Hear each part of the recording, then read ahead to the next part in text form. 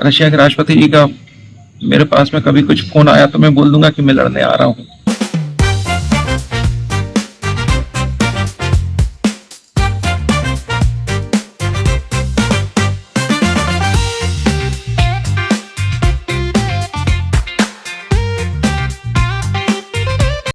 दुष्यंत कुमार जी की एक कविता है कि कौन कहता है कि आसमान में छेद नहीं हो सकता, एक पत्थर तबीयत से उछालो तो यारो। यदि आपकी इच्छा शक्ति प्रबल है तो आप जटिल से जटिल काम को आसानी से कर सकते हैं। भोपाल में जन्म लेने के बाद, भोपाल में शिक्षा दीक्षा प्राप्त करने के बाद इंजीनियरिंग की पढ़ाई जबलपुर जैसे बड़े शहरों में की गई और उसके साथ साथ में लेखनी में रुचि रखने वाले श्री विनोद कुमार कैथवार सर से आज हम चर्चा करेंगे और जानेंगे कि Madhya Pradesh power generating company Sarni की इकाइयों में क्या उत्पादन को लेकर उनकी भूमिका रही है। सर नमस्कार। जी नमस्कार। सर आप जब से आए हैं तब से आपका ध्येय रहा है कि 660 मेगावाट की सुपर क्रिटिकल इकाई आपके कार्यकाल में स्थापित हो और लगभग मैं कहूं कि 95% आपको सफलता भी मिली। तो आपके पदस्थ होने से लेकर वर्तमान समय तक उसे धरातल पे लाने में आपको क्या क्या परेशानी का सामना करना पड़ा? धन्यवाद न्यूज़ 48 मध्य प्रदेश। इकाई क्रमांक जो 12 जो सुपर क्रिटिकल इकाई है यहाँ पर स्थापित होनी है सतपुड़ा थर्मल पावर प्लांट के कैंपस में। इसकी बहुत पहले से हमारे प्रदेश को आत्मनिर्भर बनना है, उसके लिए बहुत ज़रूरत थी और सरकार से अनुमति मिलने के पश्चात अभी लगभग 100% ये श्योर हो गया है कि इकाई यहाँ पर बनेगी। और सबसे बड़ी ये बात है कि यहाँ पर जो मुख्य भूमिका है, यहाँ के थर्मल पावर प्लांट के आसपास जितने भी रहने वाले लोग हैं, सारनी क्षेत्र के लोग हैं, हमारे एमएलए साहब भी हैं, आदरणीय एमएलए साहब भी हैं, उनके द्वारा भी काफ़ी प्रयास किए गए, हमारे मैनेजमेंट द्वारा प्रयास किए गए, जिसके फलस्वरूप ये निश्चित हो पाया कि हमारी इकाई यहाँ पर एक स्थापित हो। सर सारनी जो रहा अपना क्षेत्र, वो प्राकृतिक सौंदर्य और मिलनसार का सबसे अच्छा गढ़ माना जाता है और हिंदुस्तान के कई राज्यों के कर्मचारी यहाँ कार्य करते हैं। तो कभी आपको काम में या कभी इंजीनियर या कर्मचारियों से कभी ऐसे शब्दों का या भाषा का कोई विवाद जैसी स्थिति तो नहीं? नहीं, ये बहुत खूबसूरत जगह है और बाबा मठारदेव की नगरी है, उनके आशीर्वाद से फलीभूत है, तो बहुत ही सौहार्दपूर्ण वातावरण यहाँ पे रहता है और जो भी यहाँ पर आया वो यहीं का होके रह गया। लोग भरपूर मेहनत से कार्य भी करते हैं और सहयोग भी करते हैं। सर अपने यहाँ जो Madhya Pradesh power generating company का करीबन 3400 आवास थे सर, 3400 में से अभी वर्तमान समय में 1500 के आसपास आवास बचे हैं, तो इसमें किसकी लापरवाही देखी जा सकती है? नहीं, लापरवाही नहीं बोलेंगे।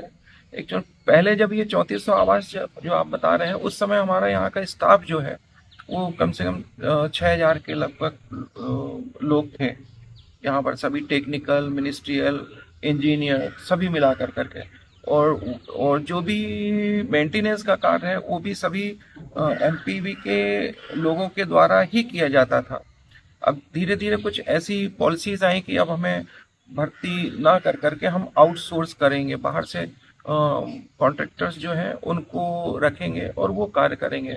तो इन परिस्थितियों में ये हो गया कि जो क्वार्टर जो खाली होते गए वो पुराने होते गए, डैमेज होते गए, इसलिए ये क्वार्टर्स की कमी आई है। क्वार्टर्स मतलब कम रह गए हैं और पुराने क्वार्टर्स डिमोलिश हो गए हैं। तो प्रबंधन ने, यहाँ का जो लोकल प्रबंधन था उस समय, उनके जो भी खिड़की दरवाजे हैं वो निकाल करके रखे, यहाँ पे अपने कस्टडी में लिए।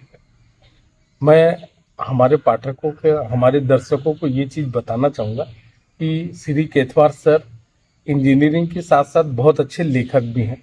इनकी कई आर्टिकल शिक्षा और स्वास्थ्य से संबंधित कई अखबारों और मैगजीनों में प्रकाशित भी हुई है। 2018 में इन्होंने अपनी एक किताब भी माँ को समर्पित करते हुए प्रकाशित की थी। तो हम जानना चाहेंगे कि सर आपको लिखने की प्रेरणा कहाँ से आई थी? लिखने की प्रेरणा मेरे बचपन से है। मैं जब बहुत छोटा था तब से मैं, जो पिताजी मेरे को पैसे देते थे वो पैसे बचा करके मैं अपनी जो पसंद की बुक्स हैं, कॉमिक्स हैं ये, और जो हमारे महापुरुषों की छोटी छोटी पुस्तकें आती थी उस समय कॉमिक्स के रूप में, वो खरीद के मैं पढ़ता था। वहाँ से मुझे लेखन का बहुत शौक हुआ। जब मैं क्लास 6-7 में पढ़ता था तो मैं कॉलेज की बुक्स जो हिंदी में रहती थी पोएट्री वाली वो पढ़ता था, इतना शौक था मुझे। और शायद लिखते इतने सारे लेख हो गए कि फिर उनको मैं एक कंपाइलेशन नहीं कर पाया। और जब मेरी माताजी का निधन हुआ, स्वर्गवासी हुई, तब मुझे लगा कि एक उनकी स्मृति में मुझे एक पुस्तक का एक लिखना चाहिए। तो वही सब लिखा मैंने, और 2018 में निर्दलीय प्रकाशन भोपाल और दिल्ली से एक साथ प्रकाशित होती है, वहाँ से मेरा प्रकाशन हुआ। और पुस्तक का नाम था सजदा जिंदगी।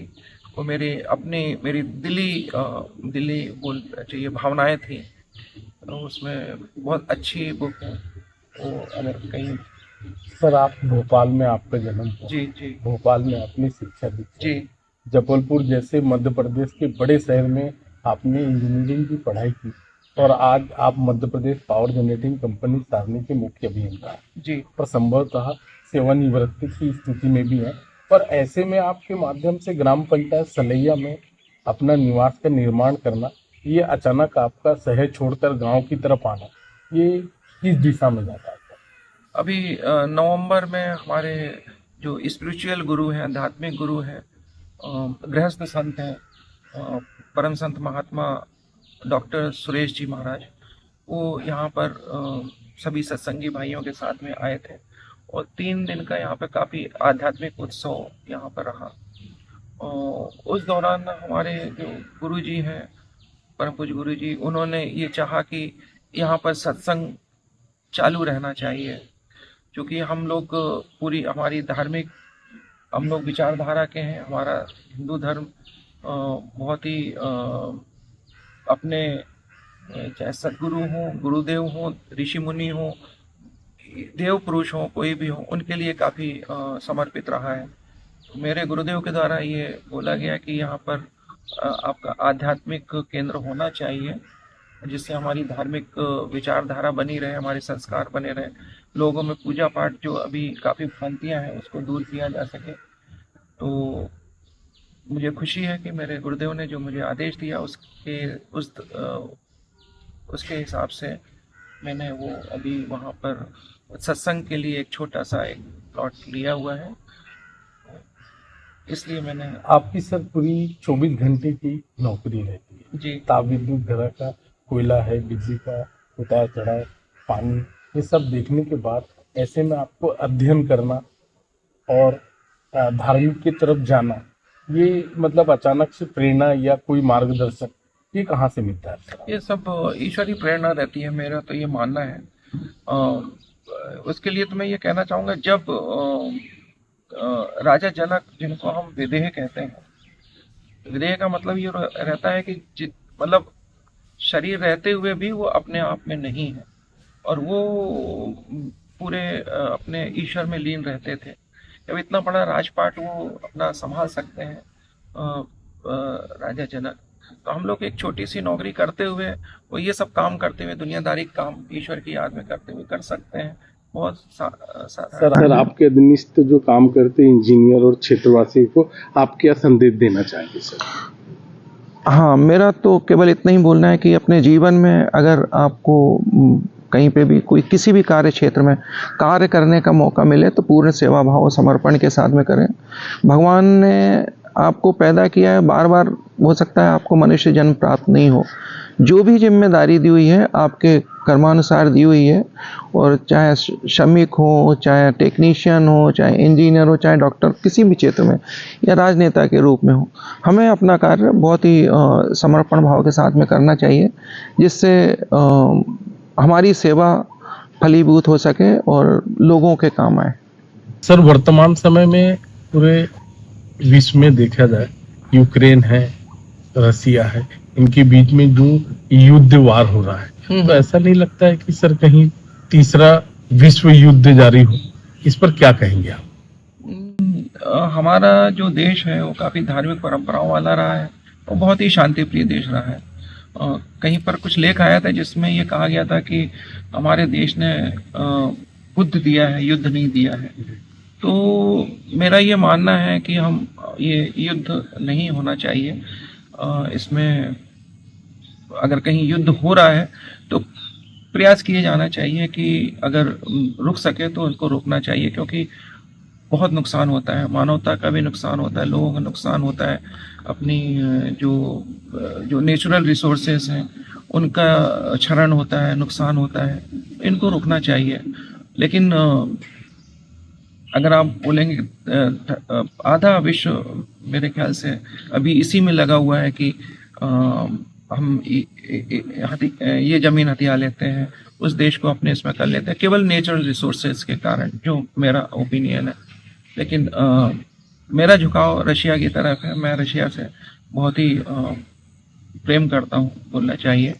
जैसा मेरा देश है वैसा मेरा रशिया है, क्योंकि बचपन मेरे काफ़ी दोस्त लोग वहाँ पे पढ़ने गए थे, तो मेरा काफ़ी लगाव है।